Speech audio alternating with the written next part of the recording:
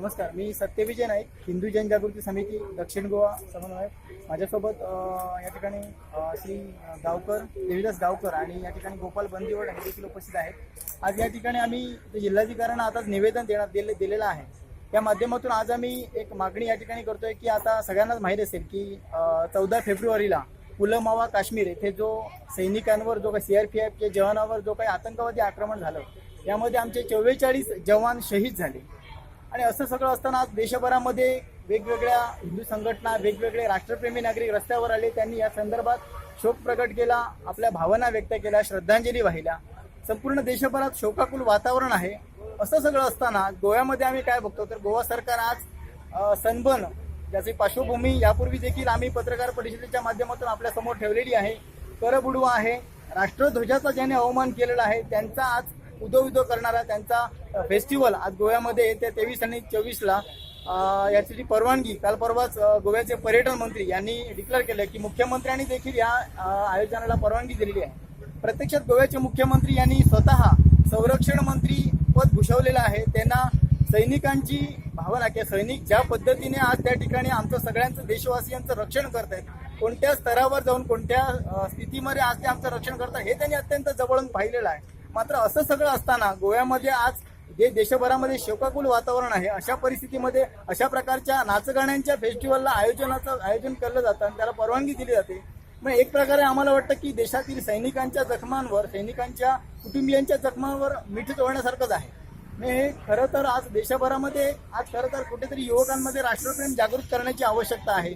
शेकडो युवक, हजारो युवक आज ठिकठिकाणी जाऊन श्रद्धांजली वाहतात, सरकारकडे मागणी करतायत या पाकिस्तानला आज धडा शिकवा, त्यांच्यावर कठोर कारवाई करा, अशा प्रकारची मागणी होते. मात्र सरकार आज अशा प्रकारच्या नाचगाण्यांच्या कार्यक्रमांचं आयोजन करतं. यातून लक्षात येतं की सरकार किती गंभीर आहे. त्यामुळे आज या माध्यमातून आमची मागणी आहे की सरकारने याची त्वरित दखल घ्यावी, लोकांच्या जनतेच्या भावना लक्षात घ्याव्या आणि हा जो सनबर्न फेस्टिवल या ठिकाणी याला जी परवानगी दिलेली आहे तर ती परवानगी निरस्त करावी. आणि या संदर्भात जो काही यांनी सनबर्न फेस्टिवलमध्ये आमचा जो राष्ट्रध्वज आहे त्याचा देखील अवमान करण्यात आला होता. त्यामुळे या सनबर्नच्या आयोजकांवर देखील जो काही या संदर्भातला कायदा आहे तर त्या माध्यमातून त्याच्यावर कठोर कारवाई करावी आणि जो काही गोव्याचा कर बुडवलेला आहे तर तो करही सव्याज वसूल करावा, अशी या माध्यमातून आमची मागणी आहे. नमस्कार. दिलं ते आता मी जिल्हाधिकाऱ्यांना इथं दिलेलं आहे, इन्व्हर्ट कॉपी यासोबत आहे.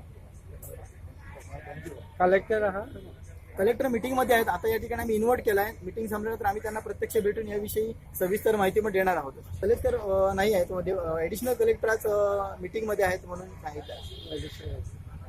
याची एक कॉपी आम्ही मुख्यमंत्र्यांना देखील पाठवणार आहोत, तसंच गोव्याच्या पर्यटन मंत्र्यांना देखील पाठवणार आहोत.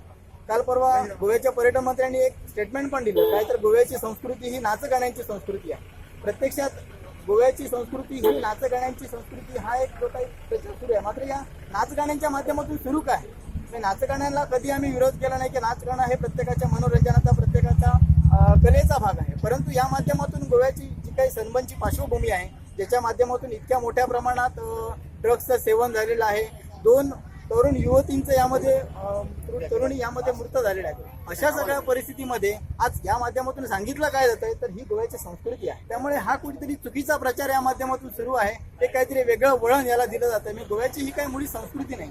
गोव्याची संस्कृती ही मंदिरांची संस्कृती आहे.